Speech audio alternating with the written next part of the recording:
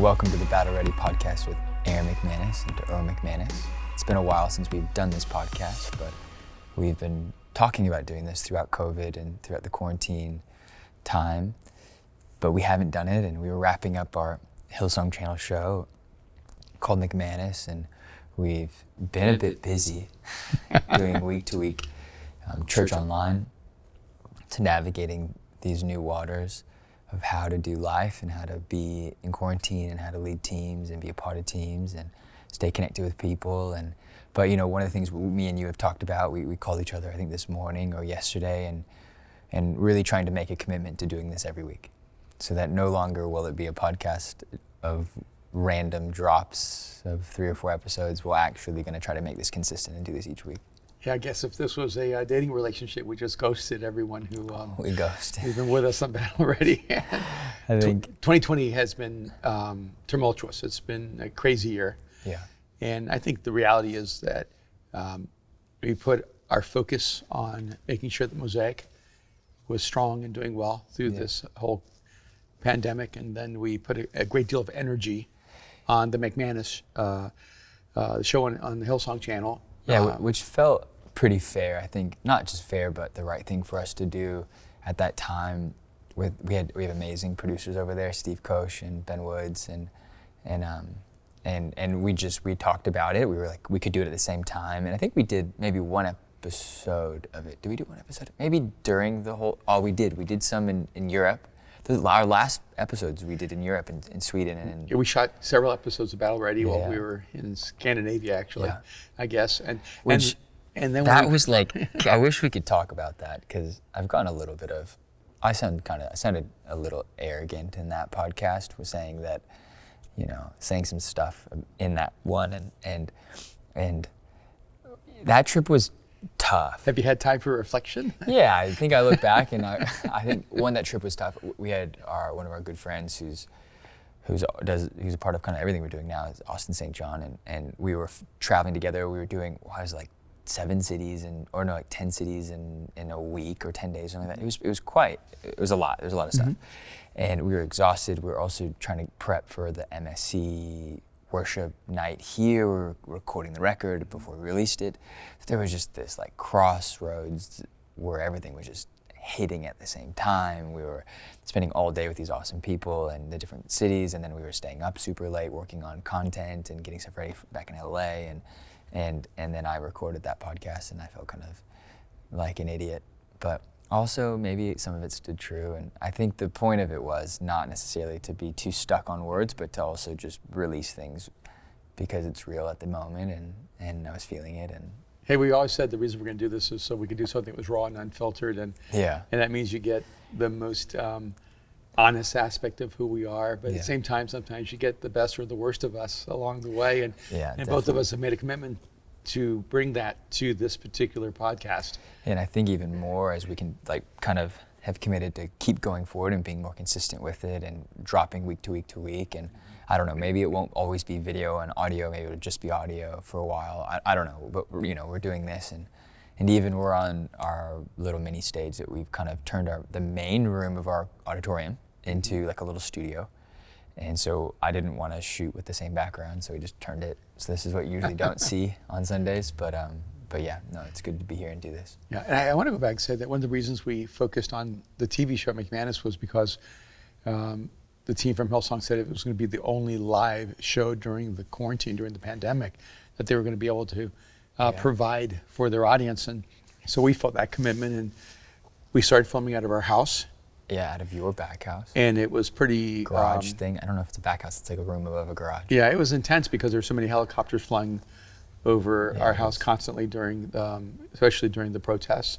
Yeah. And because we live 3 blocks from the mayor, and so our house was in the middle. That's not an exact location, but let's leave it at that so no one knows where you live, and keep that a little bit just keep some things mysterious. But you live in the neighborhood that the mayor lives in.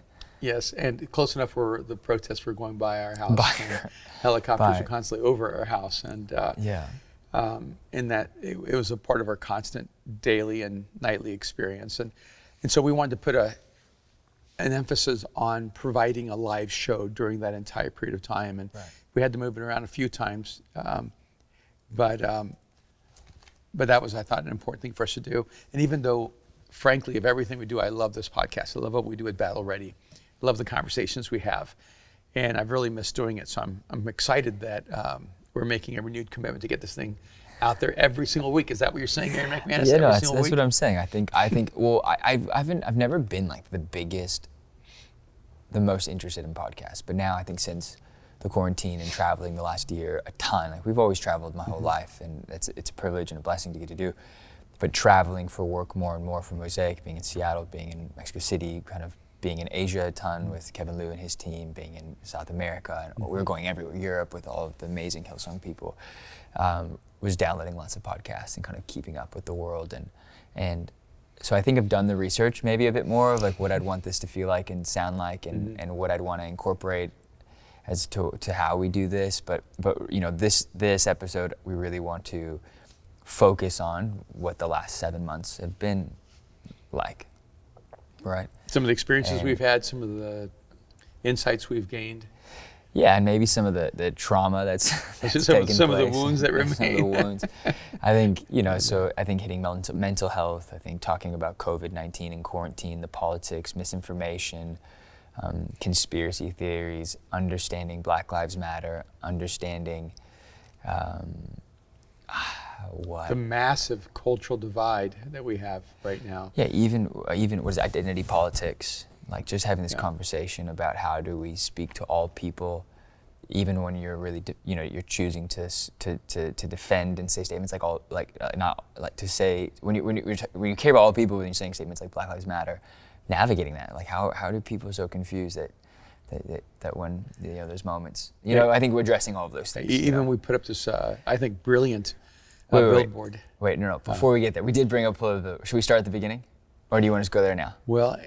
In the beginning. In the beginning. God created. Yeah. So which beginning would you like to start at? Maybe let's start with this. What's the last thing you remember doing before everything shut down?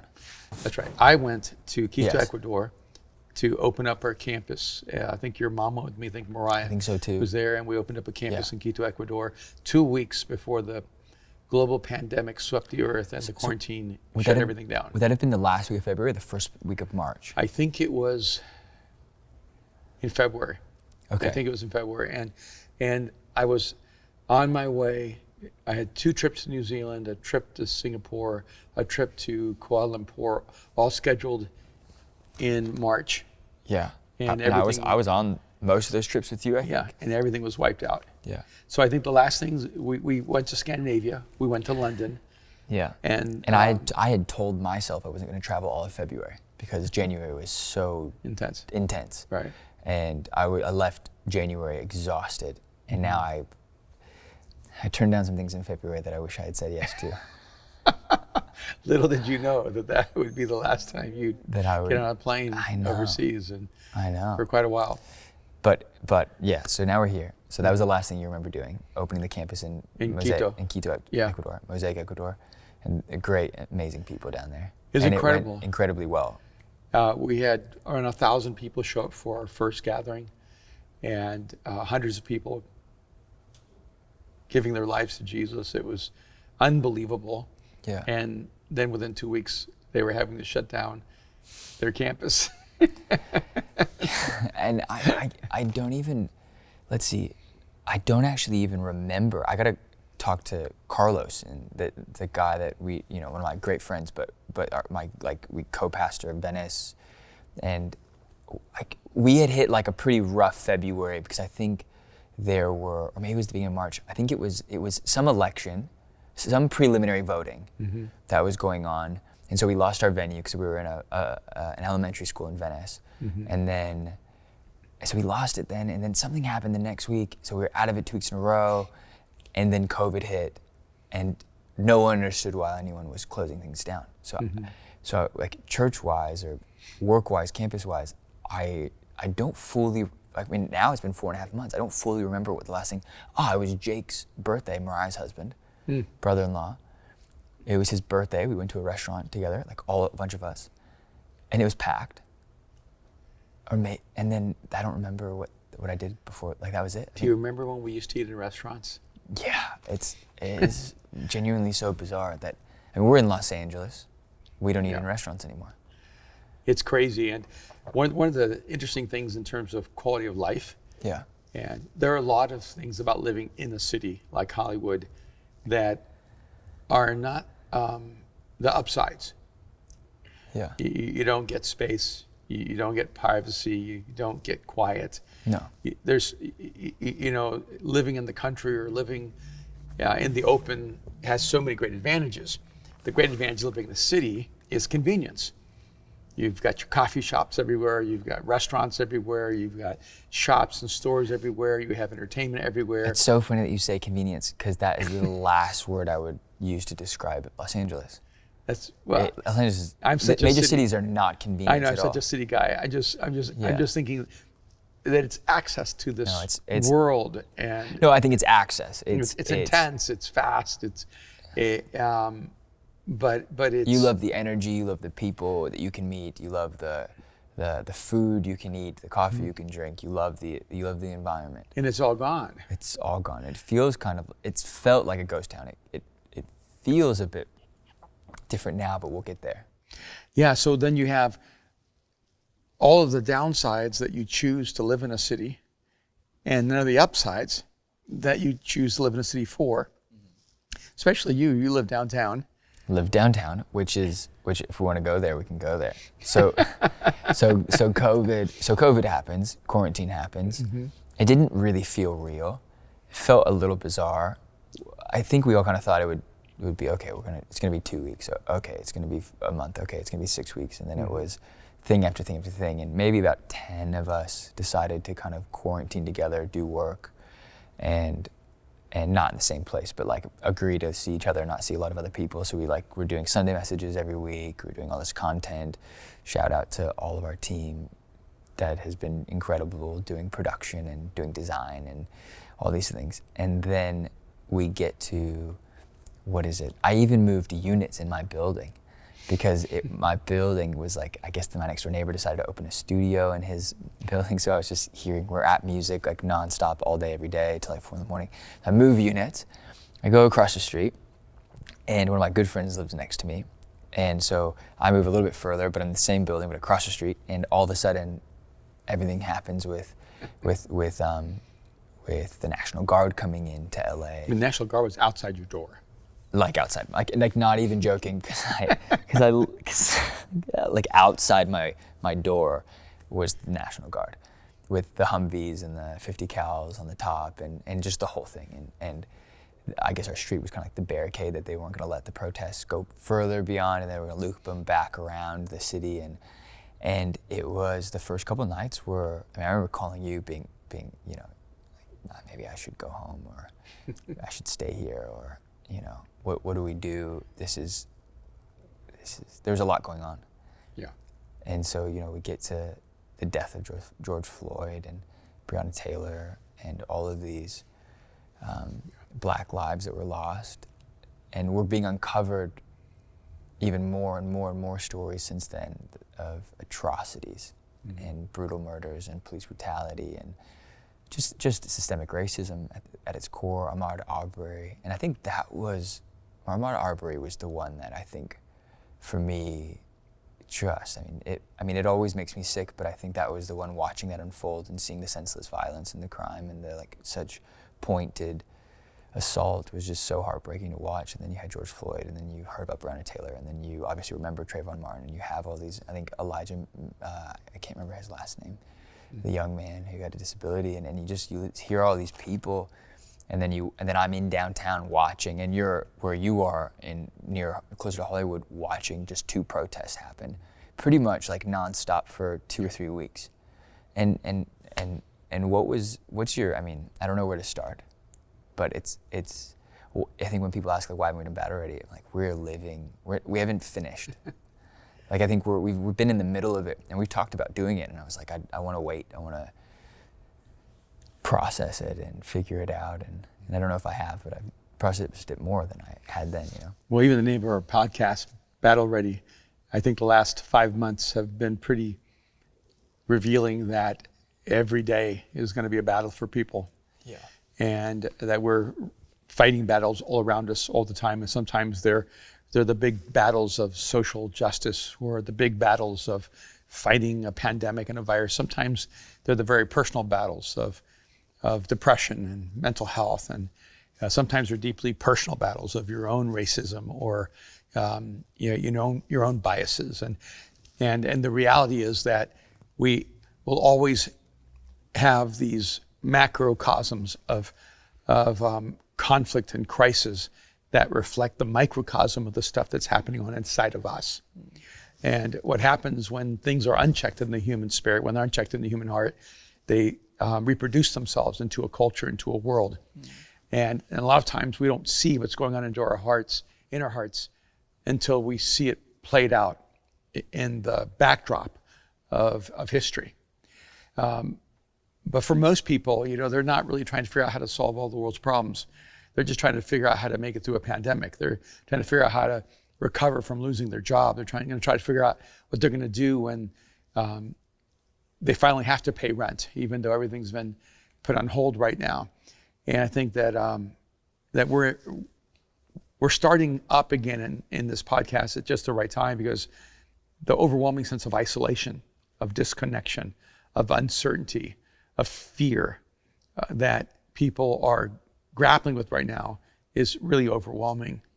And I think I was seeing this week that the unemployment rate in LA is 19.5%, around 20%. Unemployment rate in New York is around 20%. Unemployment rate in, I think, Las Vegas is 25%. That across the nation, 20 to 25% of Americans have lost their jobs. And that means that 1 out of every 5 adults is unemployed.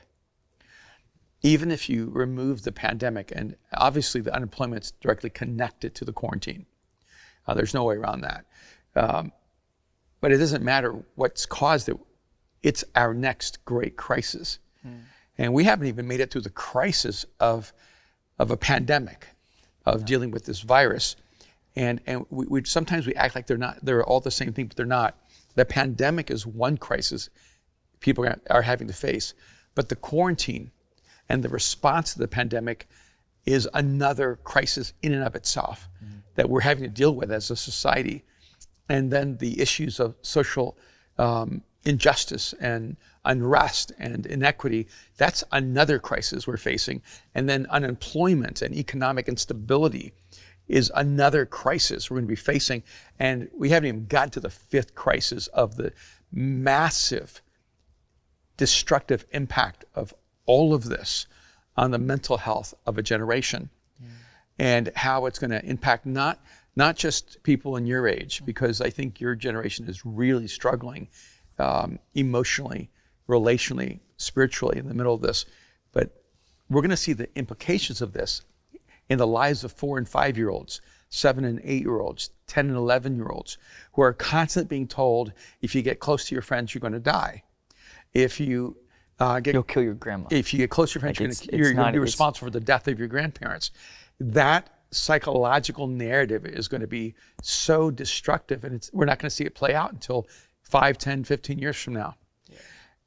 And so we're going to be dealing with the implications and the ramifications of this for at least another generation. Yeah.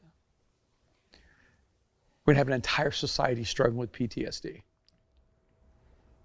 It's if we I know that we've talked about whether it's comparison or anxiety or depression or things that we struggle with as a generation, things that I've struggled with, things like self-worth and self-respect and identity, and it feels like it has culminated into this tornado of mental health deconstruction and disaster, where if we talked about this, we talk about this a lot, like my mental health has struggled so much in this, and I've had a job, I've worked really hard, I have friends, I have people I've seen, we never took it lightly, but we also take everything with a grain of salt. Like, this is the end for us, and we're gonna live a beautiful life until we die. And when we die, it's like it's not a sad thing. It's a beautiful thing. We've got to live life beautifully in order to die beautifully. And try to not be responsible with that as well. But at the same time, there is so much misinformation, it's so, I remember calling you in the beginning going like, what is happening? I got Governor Cuomo, you've got Dr. Fauci. I don't want to say, I'm not like super fond of all the people. I'm like, you've got, the president, people I'm not the most fond of. Whereas before I was more like open to the idea that everyone can just be kind of messed up and still figure it out. But I've never been more in my life just wanting to, how did things get this bad? So going from mental health to politics, misinformation, meaning that like, I think so much of my mental health was like turning on the TV, watching, being like, okay, what is actually going on? The numbers are insane. They're saying 1 million people are gonna die. We have to do this to save the world. We have to be a hero by doing nothing. And then they didn't have the numbers to actually back it up, the more that we're actually getting there. And so many people were gonna disagree with this. And that's where I'm hoping for a little bit of grace. But I think the more I do research, I'm going, it's a 0.0004% chance of, the death rate is 0.0004 of our overall population. And why, and how it is still a higher risk for us in a major city, because you're closer in a more compact space with more people, that the chance of getting it may be higher, but the chance of actually dying is still drastically lower for someone who's young and without a predisposed condition, and so an at-risk person. It becomes this like mental challenge of what to believe, how to understand what facts are actually the facts. When people shame people saying, you must not believe in science. I'm like, what do you mean? Is science absolute? Because the numbers and the data have not been absolute, and they haven't been thoroughly checked, and they talk about this vaccine that hasn't been tested, and like there's so many rabbit trails of all of these things that are going on in our world, and it feels like it's just coming at us like, when you, this is a horrible parallel, but like when you turn the shower on too hard, and you just get like hit in the face, and it's hot, and it's powerful, and you're like, what did I do? Like, and your eyes are burning, you might have gotten soap in it, and you're like, what? That's what this entire 2020 has felt like. I turned the pressure on the shower far too high, and I've just got blasted in the face, and how do I figure this out, and how do I understand it, and how do I get the soap out of my eyes? There's so much to unravel with that said, right? There is a lot going on, and I can't even imagine how your generation is trying to process all of this. Your generation didn't seem like it cared at all. No offense. Well, I mean, I'm about to turn 62, and I guess I'm in that vulnerable category. You're 62, you're a cancer survivor. I have a history of respiratory I grew up with you disease. having pneumonia, bronchitis, laryngitis, strep throat. Yeah, I've been hospitalized many times due to lung infections. And so I know that I'm in that highly vulnerable group. Yeah. And frankly, like when I look at it from my perspective, I would have never chosen to paralyze an entire generation to ensure that my generation would survive. Yeah. But that's just me. I'm not even talking about the larger philosophy. I'm just saying that I've just not been a person who's been afraid of death. No. And the way I look at it is we've been quarantined for 5 months. So what I know is you've stolen 5 months of my life the way I want to live it. Yeah. And so I don't know how much of my life you're saving, but I do know that right now you're taking away a lot of our lives for this period of time. Yeah. And I understand being responsible, and I understand taking care of people, and we've been so careful as a congregation, and Yeah, we're not meeting as a church. We're not meeting, we're making sure everyone is being responsible. And I've had so much pressure from people going, why aren't you meeting? Why aren't you meeting? And my statement is really simple. We are here to be a bridge between humanity and Jesus. And we're not going to do something that pushes people away from the message of Jesus. We're not going to meet together just to to be defiant and say we can meet because we're the church, and we're not going to let anybody tell us what to do. We're going to do whatever is necessary to be a loving, compassionate, responsible citizen, so that we can have a voice, not just in the middle of this, but when this is all over. I'm just talking on a personal level. And that I never think the best decisions are made when you're afraid of dying. I think the best decisions are made when you're committed to living. And I think it's a different mindset as we go through. And I think history will prove that over time. I know it's not popular what I'm saying, but I think No. you know, I want to back it. Actually, I want to talk a bit more about it.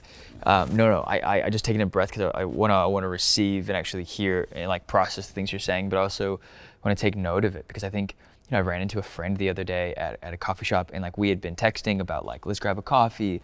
Her and her boyfriend's business is like right next across the street from where I get coffee, and I was like, we were like, let's say hi, and she was like, yeah, we'll be there. We might be there tomorrow morning. I was like, I'll be there at 8. You're like, I can't be there till 9. So I ended up being late. Got there like 8:30 or 8:35 or something, and we ran into each other, and we both had masks on. I had a hat on. I had sunglasses. So I understand it was like hard to see me maybe, but I was like, hey, it's Aaron, and she looked like I was going to rob her. She was mortified. She was so scared. And I try to keep with my friends and check in and just see how people are doing. And they were one of those people that were maybe a bit more cautious, a bit more nervous, and trying to be respectful of all the rules and it was so tough for me because I felt so bad, but I also felt so frustrated. Like, what this is the product of this. We are going to be so afraid of each other that we'll be unwilling to help each other in times of crisis. Because, if people are really afraid of breathing on each other, imagine how afraid they're going to be to hug again. In cultures where like physical touch is such an important thing. Like I could not imagine being in Italy going like, or even in Mexico City where people kiss, everyone kisses to say hello, to say that you can't actually do anything like that, or that a mask is absurd. And then to think you have, like there is a black hole, a rabbit hole of conspiracy theories. And I wouldn't say I'm a conspiracy theorist, but I dabble. Yeah. But no, don't stop me. Don't stop me on my, no. Okay, battle ready. This is going to be the asterisk version. You know how they say. This is not the asterisk. NBA season. This is not the asterisk. This is going to be the asterisk version of conspircy theory. And we're going to go ahead and just go there. And we don't have to. We don't have to go there. Okay? We don't have to go. Yeah, we don't have to. We're not saying we're giving you the facts. We're just giving us our imagination. Yeah. I think that's like a good like a precursor like caution. What would you call it? Like a beware. We do not try this at home. Do not try this at home. Don't judge us for for thinking these things. But I also think with all of the news, there's all of the internet. Yes. And if there's anything that challenges the news, it's the internet. Mm-hmm. And when you get like video, I wasn't even going to go here, but we decided to talk about conspiracies. No, I think there's just this idea, this concept. Like there was a Dr. Fauci video, middle of March, where he said you don't need to wear masks. Like the only things that will actually help you are like high grade medical masks, the N whatever it is, the N58 or thing medical mask. And he's like, cloth masks don't do anything. And you see now it's everyone needs to wear masks, whether you're inside or outside. You can't be inside. But what is the difference between being inside and outside, other than the fact that maybe there's less air circulation? None of it aligns, none of it makes sense, none of it's consistent. And I get like adjusting and understanding, but it's not like they're saying like, hey, we were wrong. It's saying it's complete paradigm shifts. Well, just even when we talk about being 6 feet apart, but I also saw experts, I think from the CDC, say, well, really, there's no difference between 2 feet and 6 feet. None. And I think this is part of the challenge, is that we're in the middle of a time right now that there is deteriorating trust in information, in not science, but scientists. And because one of the phrases that has really struck me, well, it's 2 phrases that have made me nervous. One is when they said, trust the science, trust the science, trust the science. As if science was an independent voice that's speaking, and it's like Oz. Science doesn't speak, science is silent. Only scientists speak, and scientists are humans, and they're imperfect, and they change their minds. And I feel like right now, we're treating scientists the way you used to treat priests, the way they used to treat oracles. Yes. That the moment a scientist says it, it's supposed to be the truth, but they're just grappling with understanding science, and we should give them grace because they're trying to understand the science the best they can. Yeah, it isn't this thing where we should go out and judge the science, but it's the irony of the science. And we make this joke about being like the science, or even we make fun of Christians who go, well, God said this to me. It's exactly the same God thing. told me to break up with you. Yeah. Like, God didn't tell you that. God maybe have like turned your heart in a different direction, but like he didn't verbally tell you to break up with me. No. I don't think. Did he also did he also tell you to start dating that guy before you broke up with him? That's always the irony, like that, and that is. No, sorry. No, I actually thought the same thing. You know what I'm saying, though? When I heard Yes. people saying you need to trust the science, I started hearing people go, the Bible says it, I believe it, and that settles it. And I started going, oh my gosh, I feel like this is the secular mindset adopting the dogmatism Of religion. of religion. It's fascinating. And it's a little terrifying to me because I want to evaluate the science. I want to examine the science. I want to try to understand the science and understand that scientists are fallible, they're human, they're going to get more information, new data, and they can be completely wrong. And then the other one is the phrase education, education, education. And if you listen carefully, education starts sounding a lot like compliance and conformity, that you'll start obeying once we educate you enough. And having studied a lot of political history, I start getting nervous because... And you're talking to like the statement of educate yourselves on this. No, even when reporters would talk to like mayors or governors, I don't want to be Right. super specific, but I live in California, and Our mayor's Garcetti and our governor's Newsom. and they would say to them, well, how are you going to get people on the beaches to comply? How are you going to get people who are having Yeah. ragers to comply? And he goes, Yeah. the key is education, education, education. Once they're educated, they will comply. And to help enforce education, we will find them. And to help enforce education, we will Which is interesting because no, keep going. You're on a roll. You're on a roll. I'll say just it. the I'll say two it. things when you talk about science and education, we have to be careful because those two things can actually become psychological tools that say, if you don't agree with me, it's because you're too stupid or uneducated. And so we're no longer allowed to have divergent thoughts. And I think I forwarded you this conversation between this guy who believes in a flat earth and scientists who believe what's real. Because that's like a big NBA thing. Yeah. And so I get it that there's science that Has been proven to be true. proven to be true. Yes. And if you are listening and you believe in a flat earth, I want to say that you should believe the science. Yeah. But we also know that whenever we're in a new reality, and this pandemic is a new reality, that there are no experts. Everyone is a novice. What does it take to become an expert? Like, what would be like? Okay, we can't see anyone as so they would say epidemiologists. I can't even say that. Like people who study epidemics Yeah. and pathogens and Yeah. viruses.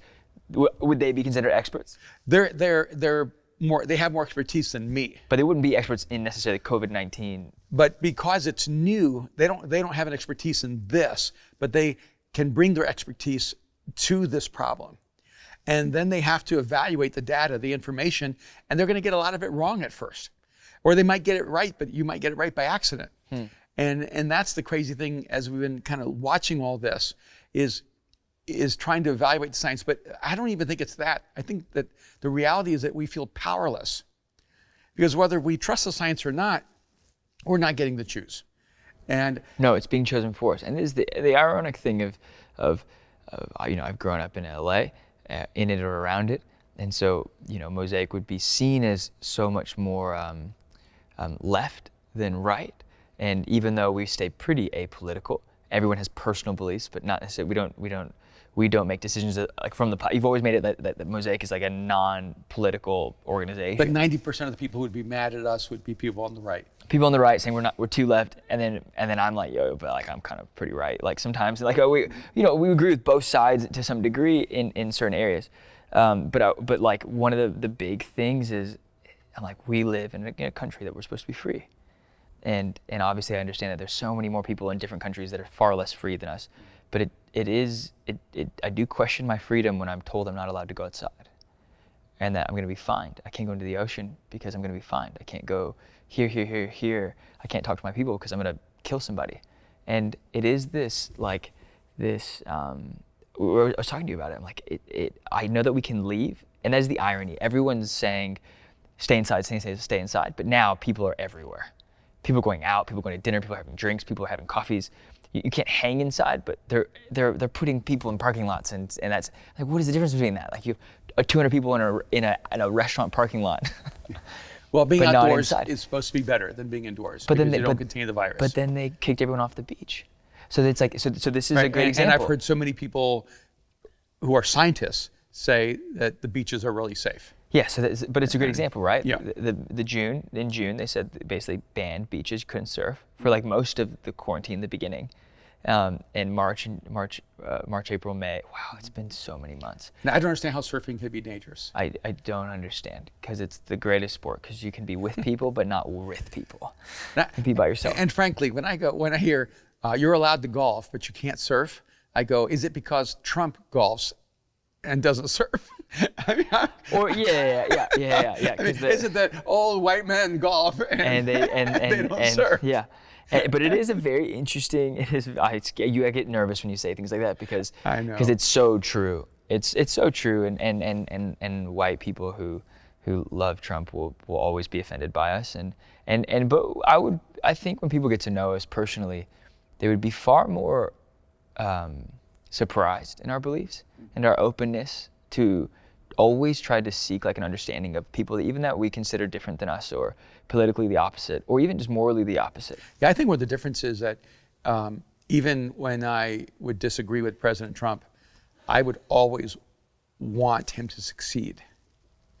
Yes. I think there are a lot of people who desperately want him to make every wrong decision, who really want him to fail, who revel in whatever, his incompetence or whatever. And I'm like, I always want to pick the winner. And I'm like, I want him to succeed. I want him to make the right choices. I don't care if he changes his mind. Why chastise him for changing his mind? Celebrate that he changed his mind when he gets it right. And that's the irony, right? Like, we have such a shame culture and such a culture of distrust, but not only distrust, we crucify more people than the Romans ever did. That is well, not literally, but no, but culturally and politically, we are brutal to the people we don't agree with. That's actually something we should talk about. We should talk about shame culture and shame culture. But I want to go back to I'm gonna, since we've gone here. There was one more thing. Okay. All the evangelical preachers posting things on Instagram saying vote your faith. Because I think it's important. Because this is why. Because one of the people. Are we gonna have any audience left when this podcast is over? We will. No, but the reason I want to talk about it is because we have one particular person, but we've also like really loved that person, and we really do love that person, and our families all love each other. But it's complicated when things are so polarizing. Like, I don't agree with that statement. Someone posted a post, and it was about like California politics, and the governor saying churches can't meet and then churches can't worship, right? Because it's right. So a pastor forwarded me that post because he was in favor of it, and he thought I would be in favor of it. Totally. And when he sent it to me, I just... Which, ironically, we weren't like against it. We weren't, the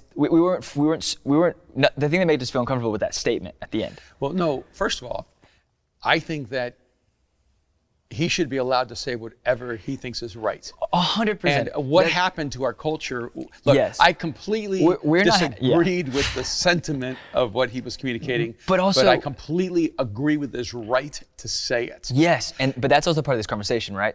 We can disagree with what he said without not loving while still loving his family. Loving him. Going, he's super different than us, but that's also why we are connected to him. And not impugning on him evil. Yes. But going, no, here's a good person who just sees the world differently than I do, and I completely see it differently. And he's not a bad person by any means, but there are still very bad people who see the world differently, but you still have to find a human way to love them. And then some of our young guys, went on his... Just berated on his thing and started attacking him, and I told him, hey, this is not how you make the world better. And so suddenly... just so it's super clear too, I got on the phone with those guys and ripped them. Yeah, because we're in a culture right now where you think freedom of speech is attacking other people on their platforms. No, freedom of speech is speaking your mind on your platform. Yes. Freedom of speech is not you flooding someone else's platform and being a troll or a hater. And it's actually using your voice to communicate your beliefs and your truths. And it seems like we're picking up something that's we're picking up the tall poppy syndrome. Yeah. But the reason why people are trying to chop him down or cut the tall poppy is because he has more of a following than they do. Yeah. So it's this comparison culture of like, if we're not individually as big as you, we're going to collectively destroy you to cut you down. Yeah. So when the statement is made, vote your faith, it was clearly in the context of, if you're voting your faith, you're voting Republican. Right. And there's so many people who will vote their faith, who will vote Democrat. And right. And I think like somehow, Arkansas. I just think that shallow this whole thinking states of assumes people. that everyone sees the world the same way and has to respond the same way. And you don't believe that? What? No, I don't, because I don't see the world the same way every 2 minutes. I'm constantly learning and trying to grow and adjust. But since we've gone down every single rabbit hole, all right, so this is what my 60-plus-year-old mind says about this moment. I am going to accept sincerity on every point. I believe there's a global pandemic called COVID-19 that is life-threatening. It's a killer, and there are people who are vulnerable that are going to lose their lives, and we need to do everything we can to protect them. And I'm working from that assumption. Let me know when I can add something. Okay. And I believe that it's been hijacked by politicians and mass media to create a fear culture, and a culture where we destroy our own economy, where we destroy our viewpoint of our view of ourselves, and the way that we interact culturally with each other. And I would you agree or disagree with that statement? I completely agree. But let me get there a different way. Okay. Yeah, I just say things. I don't we have a quite real pandemic that's not fabricated. No, it's no. not a conspiracy. We were both sick in the beginning of this year, and I actually went to a doctor, and he said, you probably have this thing called COVID-19 that's happening. And he goes, and he was 65 years old. He shook my hand. He's like, I'm more in danger than you are. Be careful. Like, it's been a week in your house.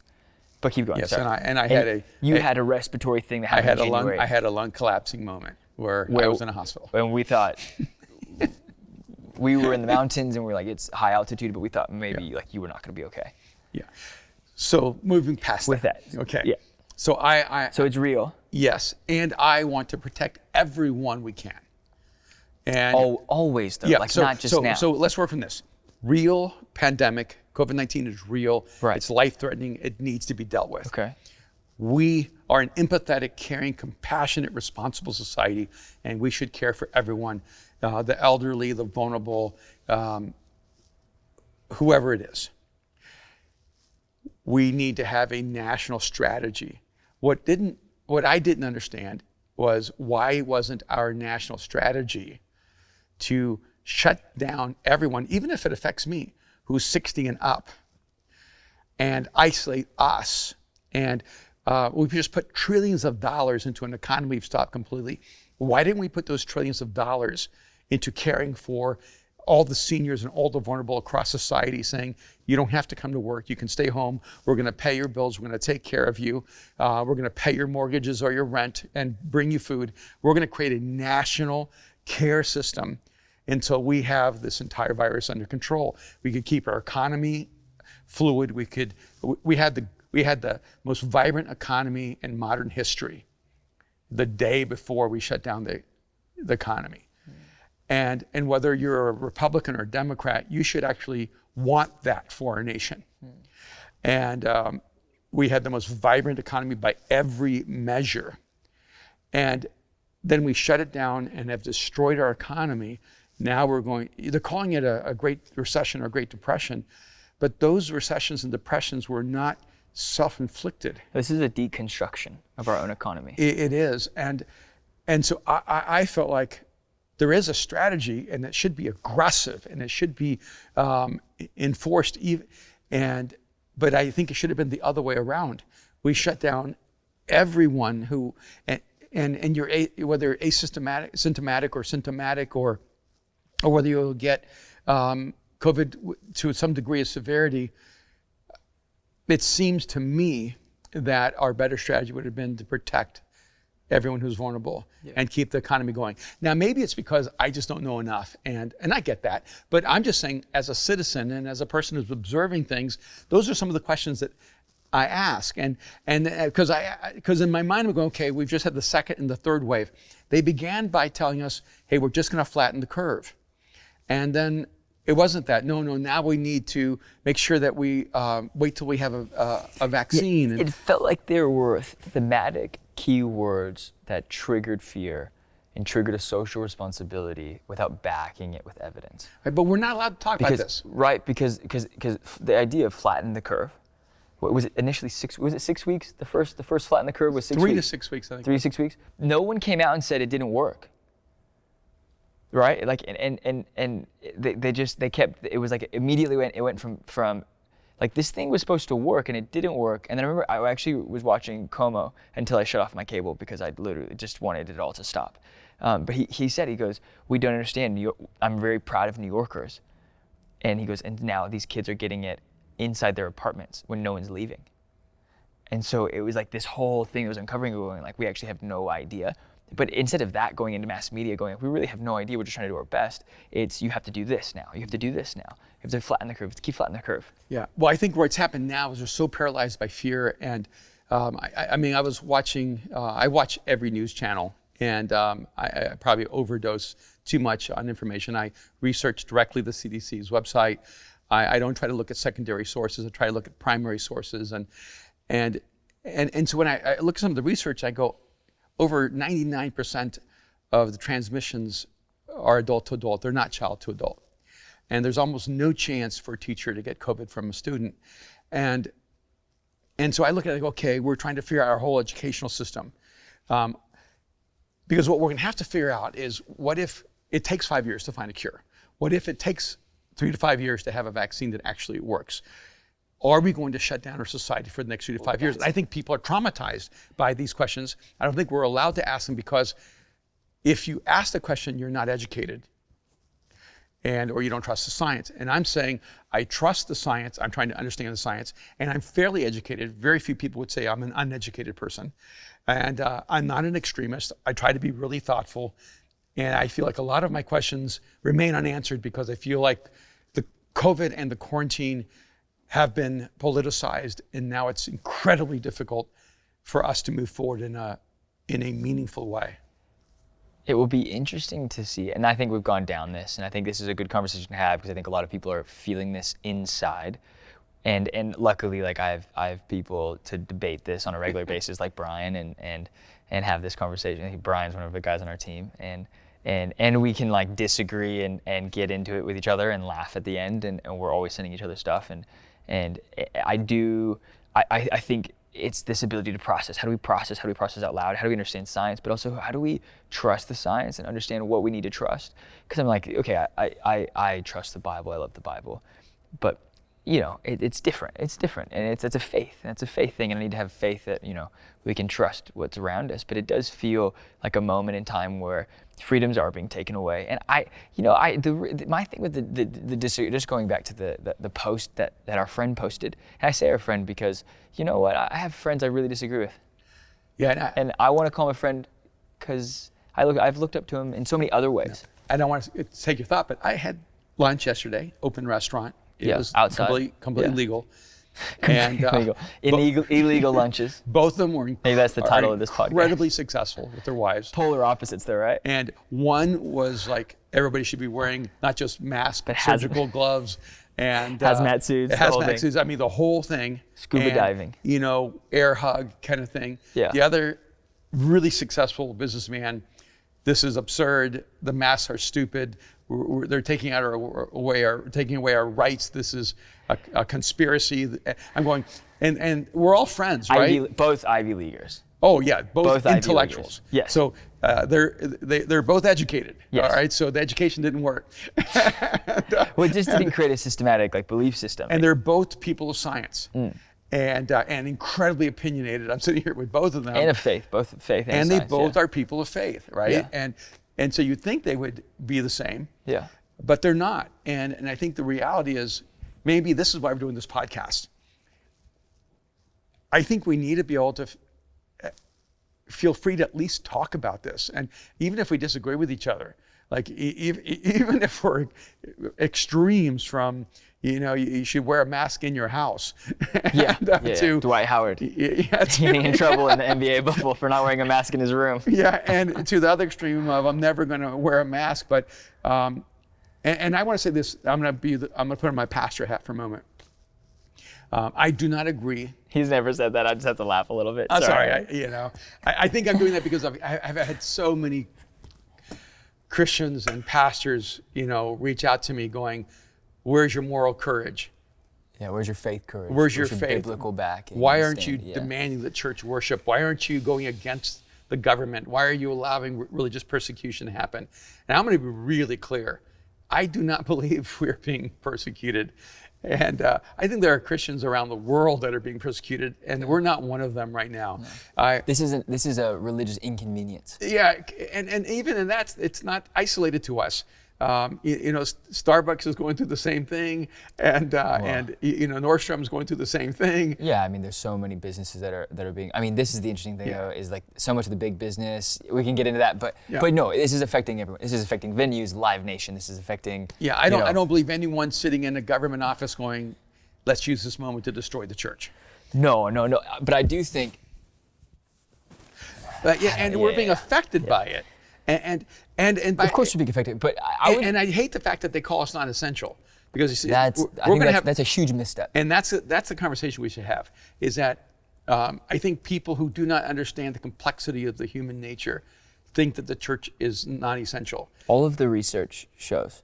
Yeah. That your mental stability, your mental health, your soul's health, whether you believe in a soul or not, that thing that you can't explain. That your interior core from apps like Headspace and Calm, that people are spending so much time on. Like we were talking about meditation and so on. We did a whole McManus show about it. But this idea that you need to, it's not enough to be physically healthy. You actually need to be mentally and in your soul healthy to process these things. The spiritual, emotional, psychological, relational health of our society is intimately interwoven into its religious experience. And a person's spirituality is the core strength of the human spirit. And to think that the church is non-essential doesn't understand how humans are designed. And people are going to need the church more than ever before.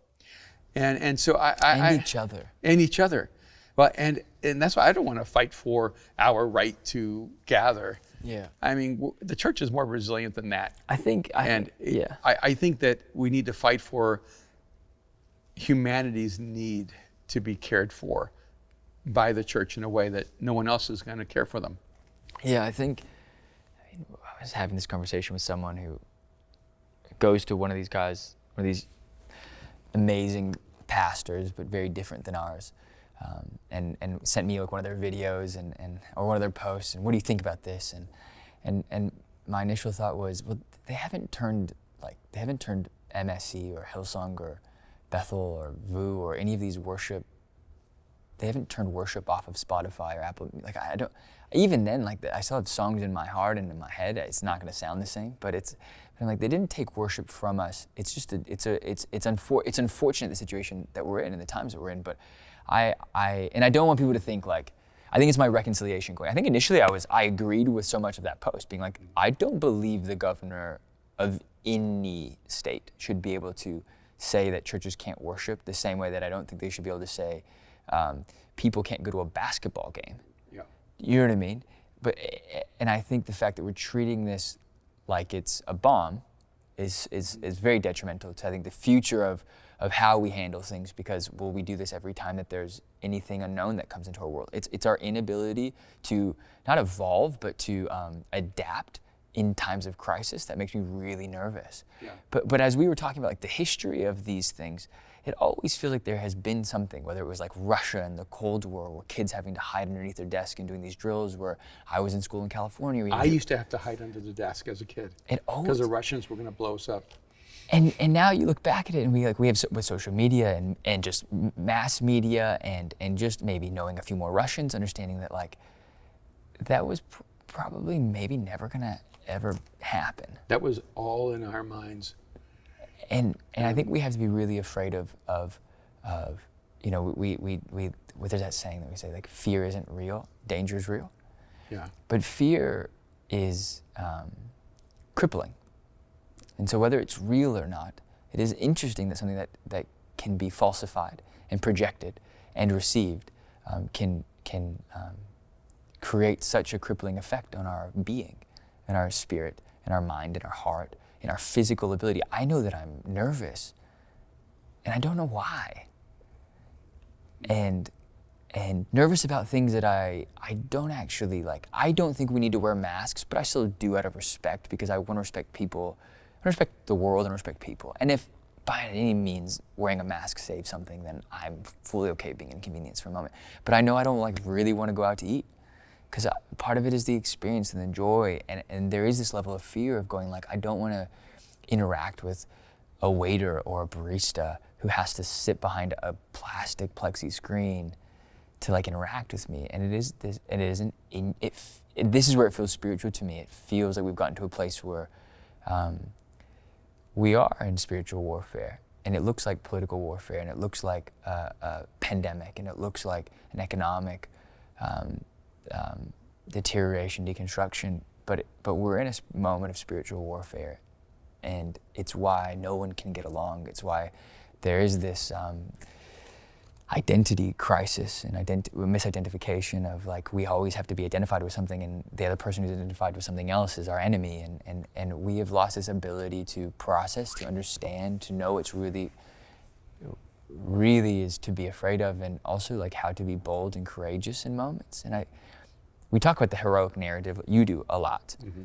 And I wonder what the narrative of this generation is, because a heroic narrative right now is to wear a mask and stay at home, and I just can't believe that's the heroic narrative of our generation. And I think we lack maybe a tangible and functional purpose.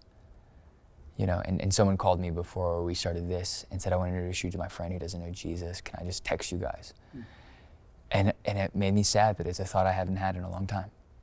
Wow. Because I haven't been able to even get my friends who know Jesus, a lot of them, to hang out. So then to get people who would maybe base their worldview more on science, even more on science, it's hard. It's a hard thing to invade their privacy and their security, let alone, you know, of course it's like, hey, I'm praying for you, or hey, I'm there for you, or, like, you know, you can call me whenever, but this idea that meeting new people is so foreign right now. Yeah. Yeah, you know, one of the things that strikes me is that there's so much going through my mind, and we could talk about this for a very long time. Yeah, and even still, I'm still trying to be filtered in my thoughts, and you know, I think the average, you know, age of fatality for COVID-19 was around 85, and right now it's dropped to around 78, which is still pretty low, pretty high in terms of, you know, age. And I think a part of our dilemma is that we're probably more committed to living longer than living well. And I think this is a cultural reality that the pandemic has actually exposed to us. Because I don't believe this is the last pandemic. I mean, I remember when H1N1 came, SARS. And you know, there's the swine flu. The swine flu, and when mad cow happened. Yeah, mad cow, and there's so many ways to die. And I remember when SARS had broken out in Toronto, I think I was the only speaker that didn't cancel. I went into Toronto and spoke, and going into Africa when yellow fever was rampant there, and choosing to go to places that were life-threatening because I felt that my life purpose demanded that I do that. What I would say is your generation is going to have to grapple with a new reality, because quarantine is not a strategy for surviving an onslaught of pandemics that may come. Your generation is going to have to decide what it means to live, how to face imminent danger. And right now what we're dealing with is we don't have a strategy. We're just holding on for dear life. And our society has not done well. And I think some of it is because the most responsible people acted responsibly, the most irresponsible people acted irresponsibly. And so you have people who are sheltering at home and people who are throwing ragers. You have, you have masses of humanity going to spring break and other people who are holding on for some kind of economic stability. And even in that crisis, we had hundreds of thousands of people across the nation fill the streets during the Black Lives Matter protests. Yeah. And I think all of us knew, and we were there, and that this went against everything that the CDC was telling us to stop the spread of COVID, and even the COVID spread had dissipated dramatically. The number of things we're going to start opening back up, right? Everything was about to open up, and everything has erupted again, and no one's connecting it to that. But I think the reality is that you can't disconnect it to that moment in the past 5 months, and yet what I would say is, and you're connecting the rise of COVID again with BLM protests, and we're not saying it was a bad thing across the country, but I'm going to say something the exact opposite. Right. When something matters enough, you're willing to risk your life. Yes. When true freedom. And when we saw what was happening in our society and we felt the weight of police brutality and systemic racism, I think basically hundreds of thousands of people, if not millions, basically said, I know we're at risk, but this is a moment where we need to show up and speak up. Yeah. And I think this is the reality, is that. And I do think it was worth it. Absolutely. Like I cannot say that enough, that it was worth it. But see, that's the point. And there has to be things that are worth living for. Yes. Even when we jeopardize the longevity of our life. And I know this is so unpopular to say, but our culture's primary value cannot be to survive. It has to be to have meaning and purpose and intention to our lives.